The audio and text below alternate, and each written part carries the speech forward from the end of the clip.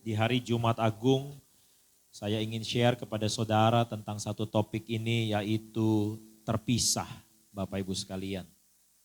Di dalam Injil Lukas pasal yang ke-22, ayatnya yang ke-39 sampai yang ke-45, firman Tuhan berbunyi demikian, saudara. Injil Lukas 22, ayat 39 sampai yang ke-45. Di Taman Getsemani. Lalu pergilah Yesus keluar kota dan sebagaimana biasa ia menuju Bukit Zaitun. Murid-muridnya juga mengikuti dia. Setelah tiba di tempat itu ia berkata kepada mereka, "Berdoalah supaya kamu jangan jatuh ke dalam pencobaan." Kemudian ia menjauhkan diri dari mereka, kira-kira sepelempar batu jaraknya. Lalu ia berlutut dan berdoa katanya, "Ya Bapakku, jikalau engkau mau, ambillah cawan ini daripadaku, tetapi bukanlah kehendakku, melainkan kehendakmu lah yang terjadi." Ayat 43, maka seorang malaikat dari langit menampakkan diri kepadanya untuk memberi kekuatan kepadanya. Ayat 44, kita baca sama-sama, 1, 2, 3. Ia sangat ketakutan dan makin bersungguh-sungguh berdoa. Peluhnya menjadi seperti titik-titik darah yang bertetesan ke tanah. Lalu ia bangkit dari doanya dan kembali kepada murid-muridnya, tetapi ia mendapati mereka sedang tidur karena duka cita. Terpisah. Masih ingatkah saudara, mungkin saudara waktu kecil pernah terpisah dari papa mama, mungkin di mall, mungkin di pasar. Atau mungkin saudara masih ingat waktu saudara mulai tidak ditemani untuk masuk ke kelas waktu saudara udah mulai menginjakan di bangku sekolah dasar. Terpisah adalah satu kondisi saudara yang menyedihkan. Terpisah adalah satu kondisi yang membuat kita tidak ingin mengalaminya. Tetapi itu yang dialami oleh Tuhan Yesus, saudara, di Taman Getsemani. Bahwa dia mengalami satu kondisi yang ayat 44 katakan, dia sangat ketakutan dan makin bersungguh-sungguh berdoa. Bahkan saking ketakutannya, dikatakan peluhnya atau keringatnya itu menjadi seperti titik-titik darah yang bertetesan ke tanah. Kita dulu sering banget nonton acara ini ya, Indonesian Idol. Di mana di beberapa sesi sesudah acara ini dimulai ya, atau beberapa episode ya, atau season gitu ya, biasanya mereka ada yang namanya eliminasi. Kalau saudara masih ingat acara ini, tiap kali ada yang dieliminasi, pasti yang lain gimana? Yang lain nangis ya. Padahal mereka cuma kenal katakanlah 3 minggu sampai 1 bulan gitu ya. Tapi ketika mereka terpisah, muncul yang namanya kesedihan. Bahkan kalau kita pergi, katakanlah nggak usah jauh-jauh deh, kita pergi mungkin jalan-jalan gitu ya. Kalau kita pakai travel agent gitu, kita pergi 7 hari, 8 hari, itu nanti pada saat hari terakhir mau pisah, itu ada rasa sedih loh saudara. Padahal kenalnya cuma berapa hari saudara ya.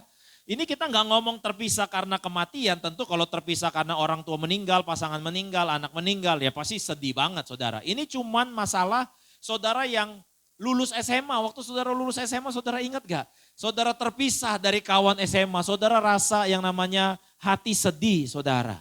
Nah saking sedihnya Tuhan, saking dia sampai meneteskan darah saudara, saya sampai cek gitu ya, apa sih yang bikin Tuhan Yesus sampai ketakutan, sampai dia begitu sedih, sampai keringatnya itu bercampur darah. Di dalam ilmu medisnya namanya hematohidrosis ya, hematohidrosis.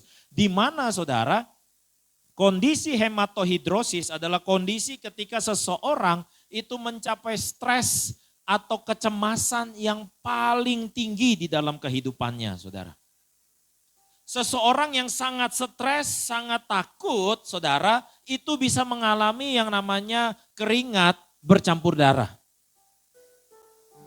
Kalau saudara Google, kejadian hematohidrosis itu jarang sekali terjadi, saudara. Saudara kira-kira bisa tebak gak kenapa jarang sekali terjadi?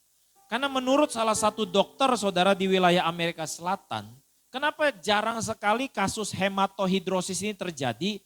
Karena sebelum sampai ke titik orang, sampai ketakutan keringatnya keluar darah, orang itu udah bunuh diri. Nangkep gak kira-kira saudara? Saking cemasnya, saking stresnya, saking ketakutannya, maka sebelum sampai ke titik hematohidrosis, orang ini ngapain saudara? Bunuh diri dulu saudara. Makanya gak kejadian hematohidrosis.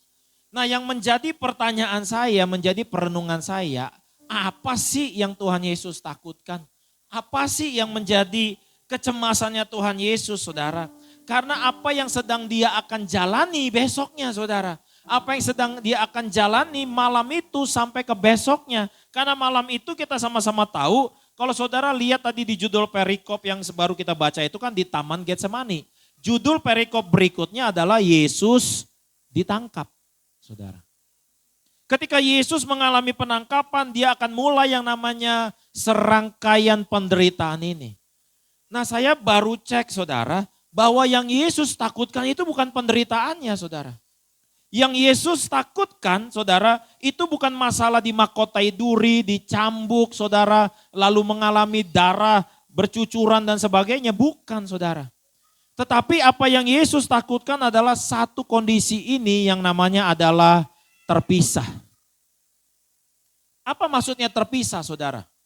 Karena Alkitab mencatat saudara bahwa yang memisahkan saudara dan saya itu adalah dosa-dosa kita saudara.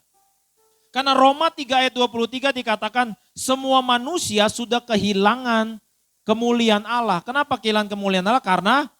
Karena dosa saudara. Bahkan Nabi Yesaya berkata apa? Bahwa doamu itu didengar, nggak didengar bukan karena telinganya nggak dengar, bukan karena tangannya kurang panjang, tapi doa saudara itu nggak didengar karena apa? Karena dosa. Karena dosalah Adam dan Hawa terpisah dari Allah, keluar dari Taman Eden saudara.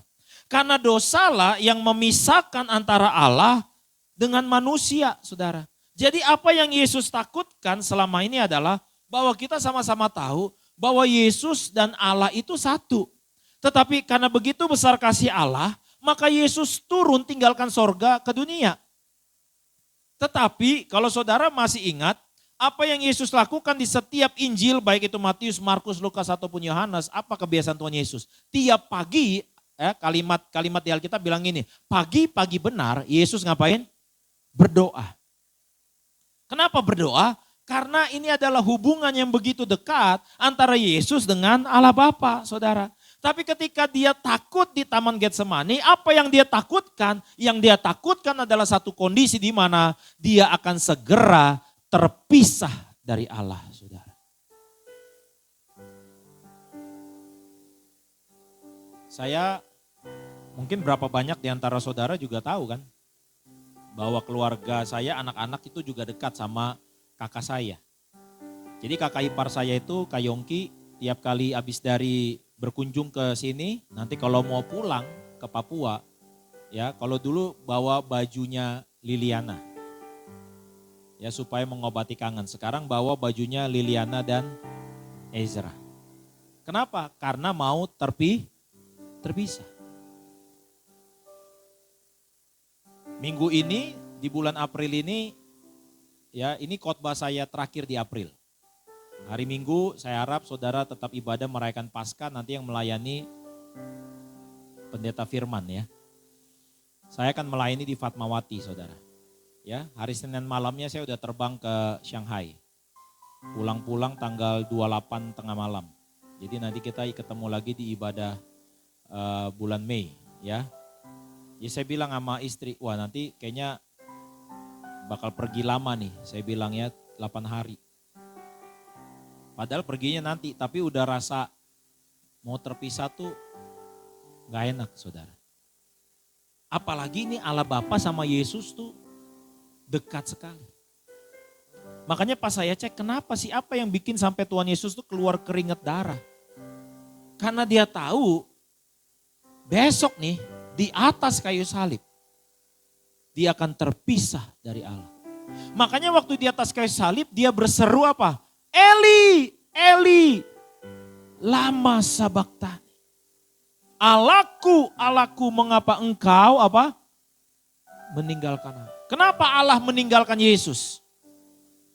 Kenapa Allah meninggalkan Yesus? Karena Yesus berdosa. Karena dosa dan Allah nggak bisa lagi jadi satu, saudara.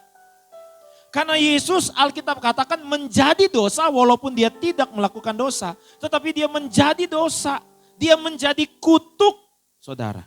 Kenapa dia jadi kutuk? Karena orang berdosa itu terkutuk, saudara.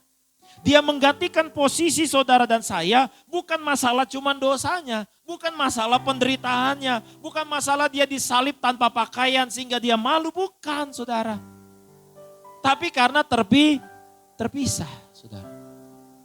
Sehingga di hari Jumat Agung ini saudara dan saya bisa memaknai apa itu Jumat Agung. Jumat Agung adalah kondisi di mana Yesus, anak putra Allah yang tunggal, yang dulunya satu dengan Allah Bapa, yang dulunya kemana-mana bersama-sama. Tetapi karena dosa saudara dan saya, mau gak mau dia harus menjalani semua proses ini. Proses yang namanya perpisahan, saudara.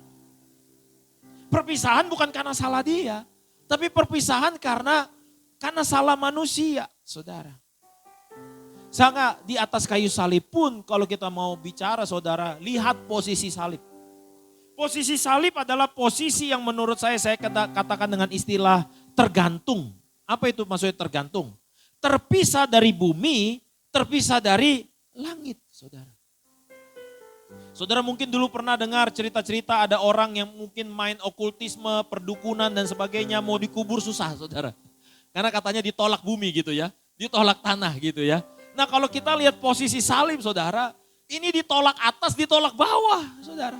Bahkan bisa-bisanya lagi disalib, kita kan sama-sama tahu ada orang yang disalib sebelah kiri, ada orang yang disalib sebelah kanan saudara. Ya, ada orang yang disalib sebelah kiri, ngomong apa saudara? Yang disalib sebelah kiri ngomong apa sama Tuhan Yesus?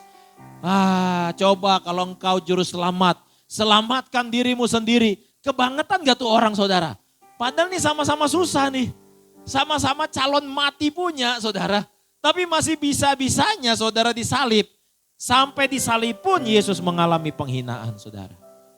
Kondisi ini saya katakan adalah kondisi bukan hanya saudara ditolak secara komunitas. Bukan hanya ditolak secara masyarakat. Dia terpisah dari segalanya saudara. Kalau kita baca Injil, selalu kalimatnya begini. Yesus masuk Kapernaum dan orang banyak berbondong-bondong mengikuti dia. Yesus masuk daerah desa, misalnya danau, daerah Tiberias, maka orang banyak berbondong-bondong mengikuti dia. Dielu-elukan, dipuji-puji saudara. Tapi waktu kondisi Yesus seperti ini, di mana murid-muridnya? Kita sama-sama tahu, dia juga terpisah dari Petrus karena ketakutan Petrus. Dia juga terpisah dari Yakobus karena ketakutan Yakobus. Dia juga terpisah dari Andreas, dia terpisah dari begitu banyak orang saudara. Sampai-sampai seluruh pengikutnya dicari, mana lagi pengikutnya. Bahkan ketika dia jatuh 3 kali memikul salib. Sampai-sampai tentara Romawi main comot aja satu orang yang namanya Simon dari Kirene saudara. Untuk bantu dia. Kenapa? Karena bukan hanya dia terpisah dari orang-orang yang biasa mengikuti dia. Dia terpisah dari murid-muridnya. Dia terpisah dari orang-orang yang sayang sama dia. Kalau saudara lihat belakangan ini saudara berita-berita ya. Negara yang namanya El Salvador itu sekarang jadi negara paling aman di dunia katanya. Kenapa negara paling aman di dunia? Karena semua kriminalnya saudara itu masuk penjara oleh presidennya saudara. Semua gangster yang paling sadis itu dimasukin saudara di dalam sebuah penjara saudara. Ya penjaranya itu super maksimum saudara. Ya ini orang-orang yang kalau berdasarkan tatonya saudara, itu kita bisa tahu berapa orang yang dia udah bunuh saudara. Berdasarkan tatonya salah satunya adalah ada tato air mata di bawah matanya. Kalau 1 titik air mata berarti 1 nyawa sudah dia hilangkan saudara. Kalau ada banyak air mata berarti udah sekian banyak nyawa yang dia hilangkan. Tetapi yang menariknya adalah saudara, ternyata semua mereka itu paling takut sama satu hal. Bukan karena gak dikasih makan.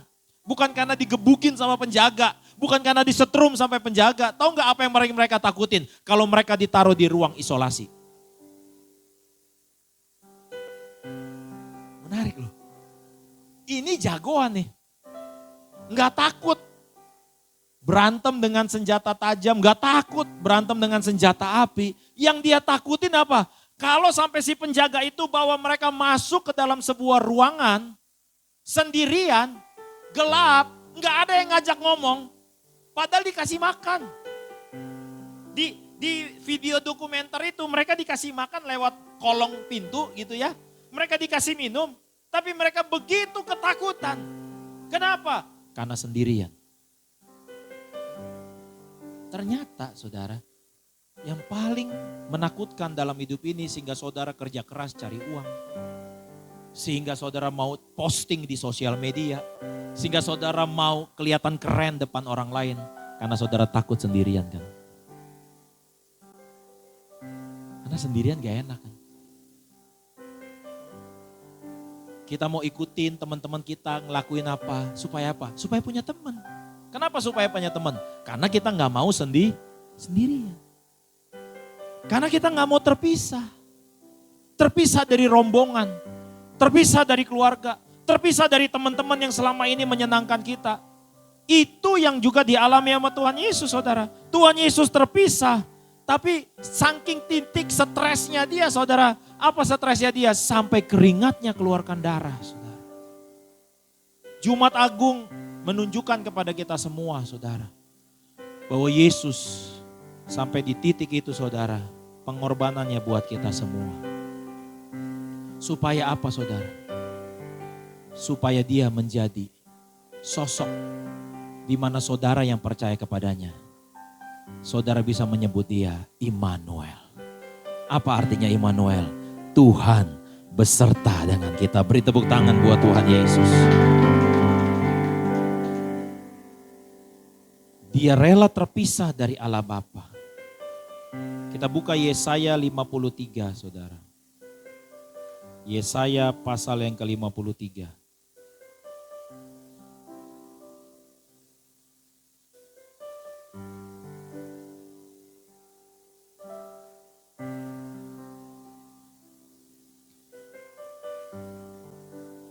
Kita baca ayatnya yang ke-6. Saya akan bacakan buat saudara. Kita sekalian sesat seperti domba. Masing-masing kita mengambil jalannya sendiri. Tetapi Tuhan telah menimpakan kepadanya apa? Kejahatan kita sekalian. Ayat 7, dia dianiaya. Tetapi dia membiarkan diri ditindas dan tidak membuka mulutnya. Seperti anak domba yang dibawa ke pembantaian, seperti induk domba yang keluh di depan orang-orang yang menggunting bulunya. Ia tidak membuka mulutnya. Ayat 8. Sesudah penahanan dan penghukuman ia terambil, dan tentang nasibnya siapakah yang memikirkannya? Sungguh ia apa? Terputus. Terpisah. Dari mana? Dari negeri orang-orang hidup. Dan karena pemberontakan umatku ia kena tulah. Ayat 9, orang menempatkan kuburnya di antara orang-orang fasik. Dan dalam matinya ia ada di antara penjahat-penjahat. Sekalipun ia tidak berbuat kekerasan. Dan tipu tidak ada dalam mulutnya. Ayat 10, tetapi Tuhan berkehendak meremukan dia dengan kesakitan. Apabila ia menyerahkan dirinya sebagai korban penebus salah. Ia akan melihat apa? Keturunannya. Kenapa disebut keturunannya? Karena saudara dan saya yang percaya Yesus, makanya disebut saudara lahir baru. Saudara masuk jadi keturunannya Yesus. Saudara masuk jadi keturunannya Allah. Haleluya. Umurnya akan lanjut dan kehendak Tuhan akan terlaksana olehnya. 11. Sesudah kesusahan jiwanya, ia akan melihat terang dan menjadi puas, dan hambaku itu sebagai orang yang benar akan membenarkan banyak orang oleh hikmatnya dan kejahatan mereka dia pikul. Sehingga saudara dan saya hari ini kita enggak lagi terpisah dari Allah. Karena Yesus menggantikan posisi saudara. Dia rela terpisah dari Allahnya. Dia rela terpisah dari Bapanya. Supaya saudara dan saya akhirnya diperdamaikan. Alkitab mencatat apa saudara? Kita baca sama-sama Roma 5 ayat 9 sampai 11 yuk. 1, 2, 3. Lebih-lebih karena kita sekarang telah dibenarkan oleh darahnya. Kita pasti akan diselamatkan dari murka Allah. Sebab jikalau kita ketika masih seteru di apa? Diperdamaikan dengan Allah oleh apa? Kematian anaknya. Apa? Lebih-lebih kita yang sekarang telah diperdamaikan pasti akan diselamatkan oleh hidupnya. Dan bukan hanya itu saja, kita malah bermegah dalam Allah oleh Yesus Kristus Tuhan kita. Sebab oleh Dia kita telah menerima pendamaian itu. Kasih tepuk tangan buat Tuhan Yesus.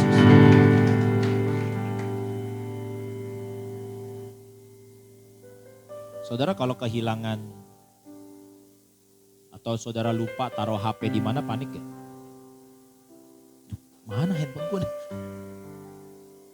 Oh, tadi gue makan di mana? Oh tadi makan di situ, cek tanya pelayan. Tadi lihat handphone nggak? Nggak ada. Aduh gimana nih? Panik ya? Baru mau bayar. ATM di mana nih? Panik ya? Hilang kartu ATM. Kunci motor di mana nih? Makanya sekarang ada kan? Alarm kunci motor lah. Jam tangan istri saya tuh bisa dikonekin sama handphone. Jadi kalau dia lupa di mana posisi handphonenya, dia bisa atur dari jam tangannya supaya handphonenya bunyi. Dan sebaliknya, kalau dia lupa taruh jamnya di mana, dia bunyiin dari handphonenya, saudara. Sekarang juga ada tuh, kalau nggak salah tuh, kunci mobil, kunci motor tuh kalau hilang juga kita bisa ada alatnya biar cari gimana. Kita baru hilang benda begitu aja, saudara. Kita udah panik. Makanya kalau kita baca semua kisah Alkitab, semuanya ngomong tentang satu hal, saudara. Bahwa Allah kehilangan manusia. Allah kehilangan manusia. Dan Dia yang nyari. Agama bicara, kita yang nyari Allah, saudara. Tapi Yesus, Allah yang mencari kita, saudara. Anak yang hilang, domba yang hilang, dirham yang hilang. Dan semuanya Allah yang aktif mencari, saudara. Kita kehilangan barang panik. Sama waktu Allah kehilangan kita juga Dia panik. Makanya Dia relakan anak yang tunggal, saudara. Sampai Yesus saking ketakutannya, saudara. Saking cemasnya, keringatnya keluar darah, saudara. Kenapa saking begitu? Karena Dia mau terpisah dari Allah. Makanya saya baru paham sekarang. Saudara kalau ketemu itu handphone yang hilang, saudara pas ketemu gimana? Lega ya. Saudara ketemu tuh ATM yang hilang. Saudara pas ketemu gimana? Lega ya. Kunci motor yang hilang, lega ya. Kayaknya wah mantep gitu ya. Atau saudara kehilangan bisnis.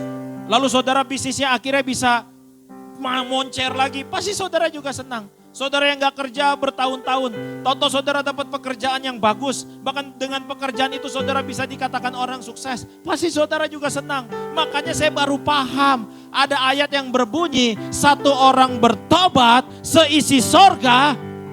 Kenapa bersorak-sorai? Karena yang hilang ketemu, saudara. Karena yang hilang ketemu. Karena saya pikir waktu saya baca ayat itu, ini terlalu lebay. Saya tadi masuk ruangan ini aja, saudara gak ada yang sorak-sorai. Saudara gak pakai tepuk tangan. Saudara saya juga yakin, dalam pengalaman hidup saudara yang udah usia 50, 60 tahun, 70 tahun. Kapan terakhir kali atau kapan saudara pernah gak saudara disorak-sorai orang memuji saudara? Belum tentu saya yakin. Tapi Alkitab berkata, waktu satu orang bertobat, kita gak lihat. Tapi Alkitab bilang, seisi sorga bersorak-sorai. Jadi waktu si Joni bertobat itu, sorga bilang, weh Joni ketemu. Bersorak-sorai, saudara. Makanya saya baru ingat, baru paham kenapa iblis gak suka sama orang yang bertobat. Karena kenapa? Karena jadi ketemu. Berarti tugasnya iblis bikin apa? Bikin hilang lagi, saudara. Bikin sesat lagi. Makanya Alkitab berkata, pencuri datang hanya untuk mencuri, membunuh, dan membinasakan. Karena semua topiknya tentang sesuatu yang hilang lalu ditemukan, saudara. Itulah yang membuat Yesus sampai keringat darah, saudara. Sampai akhirnya saya juga ngerti kenapa di atas kayu salib dia tarik itu nafas terakhir, saudara. Lalu dia bilang, sudah selesai. Apa maksudnya sudah selesai? Udah ketemu. Sudah ditemukan. Sudah ditemukan. Yang terhilang sudah ditemukan, saudara. Bilang kanan kirinya, kamu udah ketemu. Amin. Amin. Bilang kanan kirinya lagi, jangan kelayapan. Supaya jangan hilang lagi, saudara. Waktu Mesia masih kecil, saudara. Ya, waktu Mesia masih kecil dia juga suka gitu. Main lari-larian di balik-balik. Kalau kita ke Sogo tuh kan ada baju-baju gitu ya. Dia main petak umpet, dia lari-larian bolak-balik. Akhirnya waktu itu istri saya bilang, Mesia mana? Saya juga lihat, mana ya? Wah nggak ada. Wah lari sana, lari sini. Sambil istri saya teriak, Mesia, Mesia, Mesia. Pas sudah ketemu, waduh itu kata dia rasanya lega banget. 3 tahun yang lalu saudara, saya liburan sama keluarga ke Bali. Untungnya di videoin tuh. Cuman saya tadi lupa kasih ke sini buat tunjukin videonya. Saya bawa Mesia sama Lili sama istri, waktu itu belum ada Estra, main di pantai. Di Nusa Dua saudara, main di pantai di belakang hotel. Wah Lili mau mendekati ombak. Saya ajak juga ombak. Ya, wah gitu kita seneng ya ketimpa ombak itu kita seneng gitu ya. Tahu ada ombak yang gede saudara. Tuh nimpa saya, nimpa Lili. Ya, waktu pas saya udah keluar dari air saya nggak lihat ada Liliana. Jadi dia masih di dalam air. Jadi saya, wah istri saya panik, saya juga panik. Mana nih? Di otak saya itu ombak nyeret. Nggak taunya dia keluar dengan mukanya pasir-pasir saudara. Itu langsung pas kita gendong kita bawa ke pinggir. Aduh. Emang ya kalau kita menemukan sesuatu yang hilang yang berharga, itu rasanya lega loh saudara. Makanya Yesus bisa tarik nafas terakhir. Tetelestai. Semuanya udah selesai. Karena buat Yesus ternyata yang paling berharga bukan diploma saudara. Bukan harta saudara. Bukan kesuksesan saudara. Yang paling berharga buat Yesus, saudara. Paling berharga buat Allah Bapa, saudara. Sampai dia bilang begini, aku pergi ke sana untuk sediakan tempat bagimu. Supaya di mana aku ada, kamu ada. Kenapa? Karena dia gak mau hilang lagi saudara. Karena dia gak mau terpisah lagi saudara. Makanya dikatakan lebih kita yang sekarang telah diperdamaikan. Saudara dan saya sekarang sudah diperdamaikan oleh Allah. Saudara dan saya enggak lagi terpisah. Makanya dengan bangga kita bisa panggil dia, ya Aba, ya Bapa.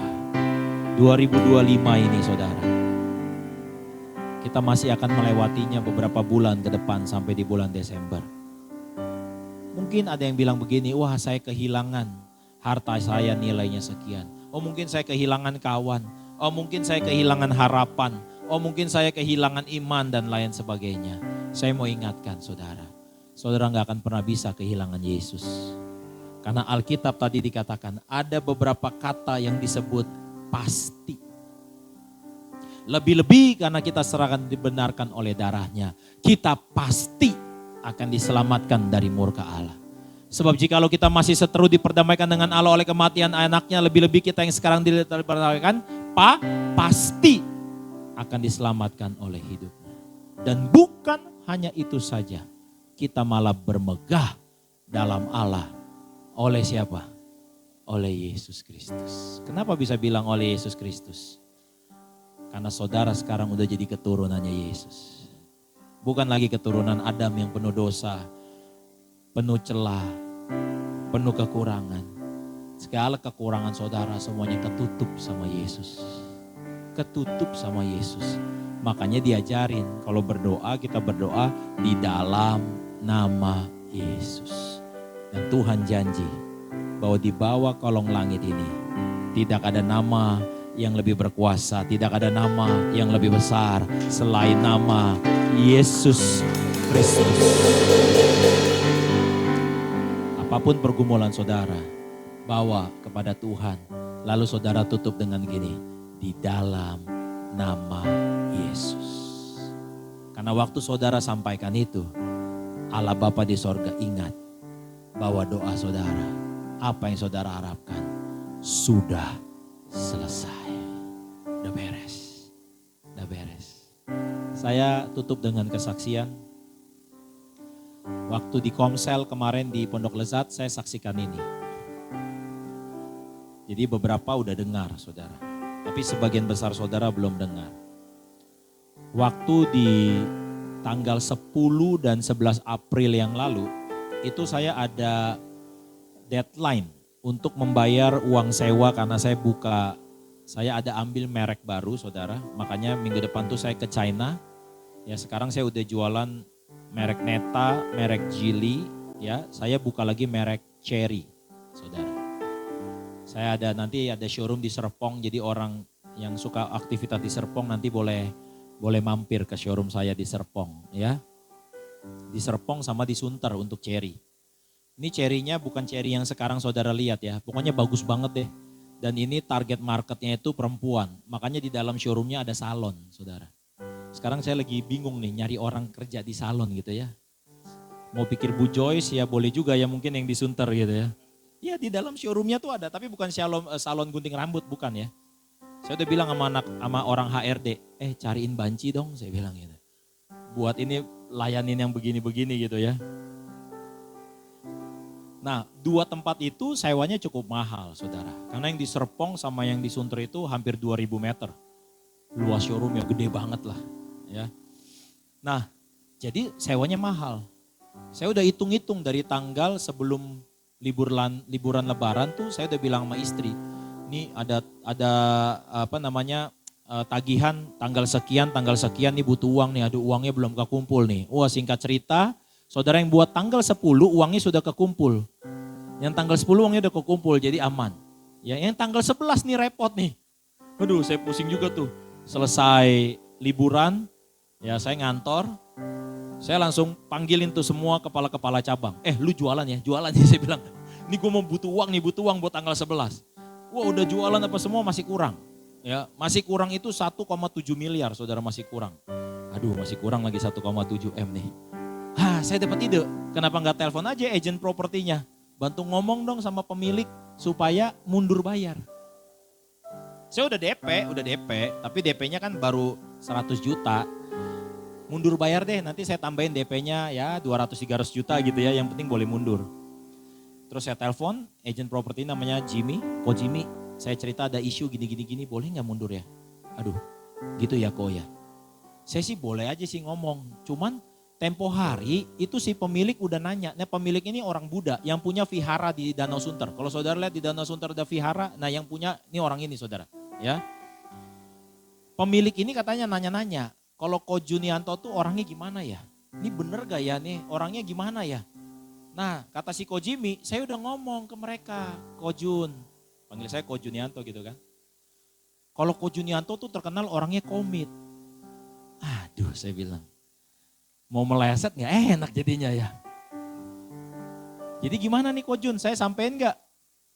Saya telepon jam 10 tuh, saya bilang jam 1 saya kabarin deh. Jam 1 saya kabarin. Udah selesai tutup telepon, saya telepon partner bisnis saya. Ini ada begini. Terus gimana? Gue pinjam uang lu ya. Hah?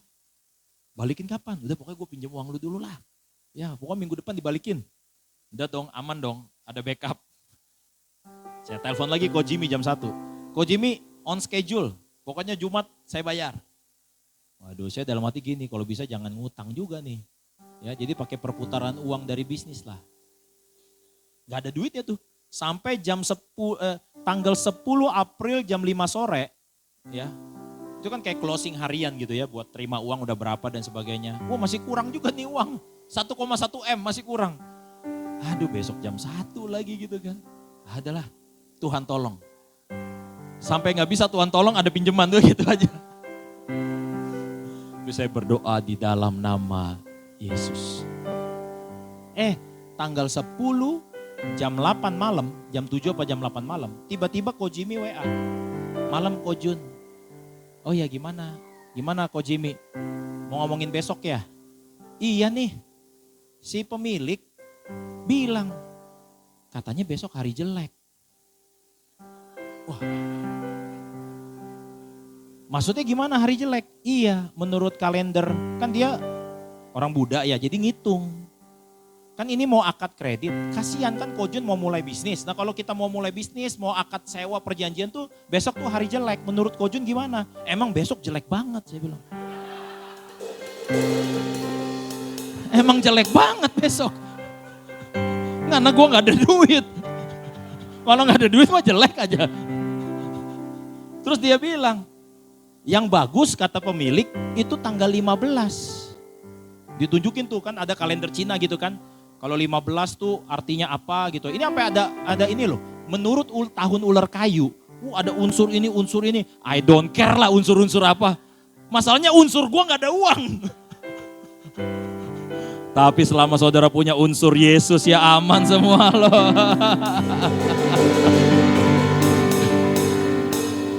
Kalau tanggal 15 gimana Kojun? Saya bilang saya mah orang yang ikut aja kan saya komit.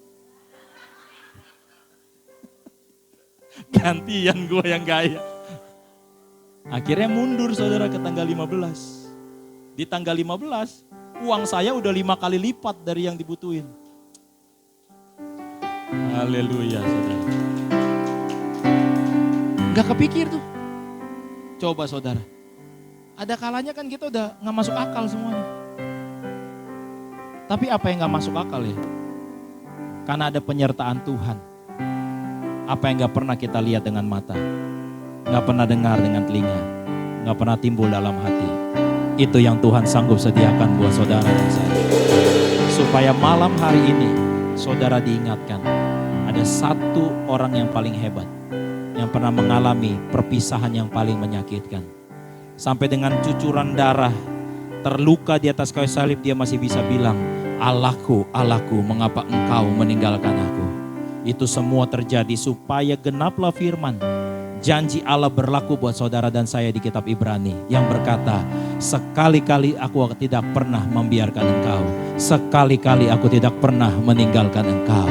Sehingga saudara dan saya bisa menyebut dia Immanuel. Tuhan beserta dengan kita. Mari kita nikmati mulai malam ini, besok, minggu depan, sampai selama-lamanya. Penyertaan Tuhan yang berjanji, aku menyertai kamu sampai kesudahan zaman.